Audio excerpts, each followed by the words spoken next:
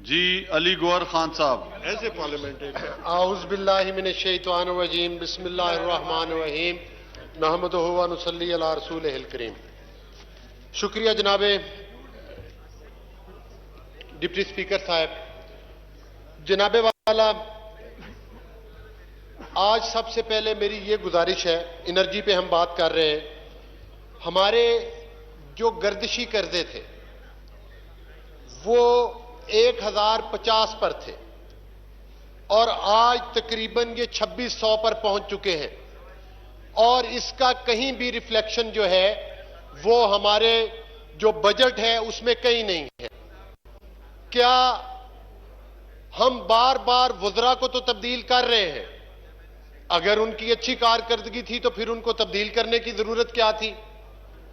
और ये 2600 जो पर गर्दिशी कर्जे हैं, क्या वजीर खजाना बताना पसंद करेंगे कि ये गर्दिशी कर्जे कहां से पे होंगे?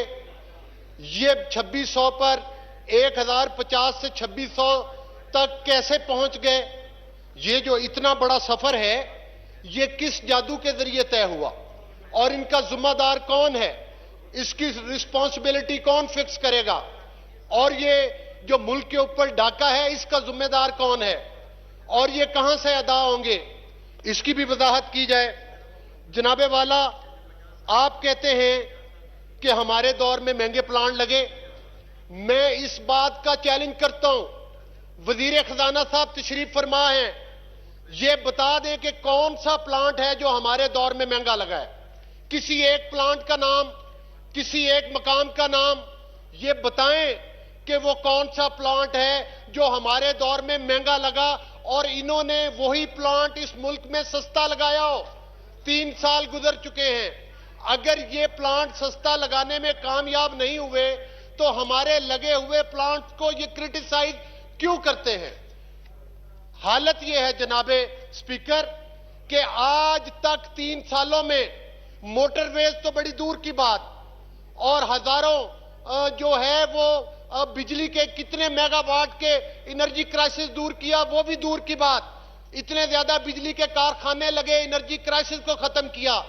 लेकिन जनाबे स्पीकर ये बताएं कि इन्होंने अपने टाइम में आज तक कोई एक हकीम की दुकान खोली हो या नाई की दुकान खोली हो? मां सिवाय पिछले दौर में जो हमारे किए हुए अरबों रुपए के प्रोजेक्ट्स हैं उनके ऊपर तख्तियां और फटियां लगाने के अलावा इन्होंने क्या काम किया? आखिरी मिनट है, आखिरी मिनट में बात मुकम्मल कर लें जी। मेहरबानी करें डिप्टी स्पीकर साहब, बात करने का तो मौका दे दिया करें। आपको कह रहा हूं ना, 1 मिनट है आपके पास, बात तो सर मुकम्मल वो कर लें। 1 मिनट भी आप रोकते हुए ले लेंगे तो बचेगा क्या पीछे? जनाबे डिप्टी स्पीकर कुछ नरम हाथ रखा करें, इसीलिए तो बार बार आपके खिलाफ वो आती है तरीके में। आप उसको फिर मंजूर भी कराया करें ना, मेहरबानी तहरीक ला के वापस मत लिया करें। करने देते जो बंदा तहरीक ला के वापस मत लिया करें। आपको मैंने थोड़ी कहा था वापस लें। मुझे 2-3 मिनट दे दें, आपकी मेहरबानी होगी। बोलने दें आप मुझे। बात करें, आप ये अगर आप बातों में मत जाएं, अपनी बात पे रहें। करेंगे सर तो मैं बात कैसे करूंगा? सर गुजारिश ये है, मेरा एक चैलेंज मैं हाउस में करके जा रहा हूं, वजीर खजाना भी बैठे हैं, अली मोहम्मद भी बड़े घूर घूर के मुझे देख रहा है। इन दोनों को बताएं जो मैं बातें कर रहा हूं इसका जवाब इधर दे मुझे, आज हाउस में खड़े होकर। और मैं इनसे यह भी कहता हूं कि जो पुराने प्लांट है, आप कहते हैं कि हम महंगी बिजली के कारखाने लगा गए। जो प्लांट हमसे पहले पड़े थे वो आपके दौर में जो हमसे पहले लगे हुए हैं वो आज बंद पड़े हुए हैं और जो हमने लगाए थे उससे आप बिजली पैदा कर रहे हैं। मुझे बताएं कि अगर हमारे माले महंगे हैं तो उनको क्यों चला रहे हैं और जो पुराने वाले बंद हैं उनको क्यों बंद किया हुआ है? बड़ी सादा सी बात है। वजीर खजाना भी जवाब दे, अली मोहम्मद भी जवाब दे, वजीर आजम भी जवाब दे। वो तो खैर आते ही नहीं है उसमें, वो तो स्काई लैब की तरह आते हैं।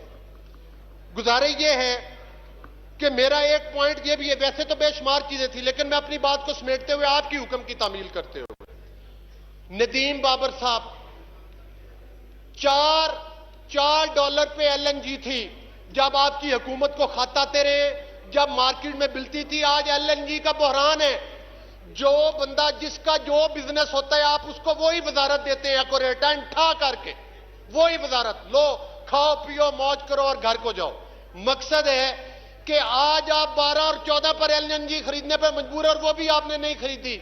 इस बात का जवाब दें कि इस जुर्म में कौन कौन शरीक है।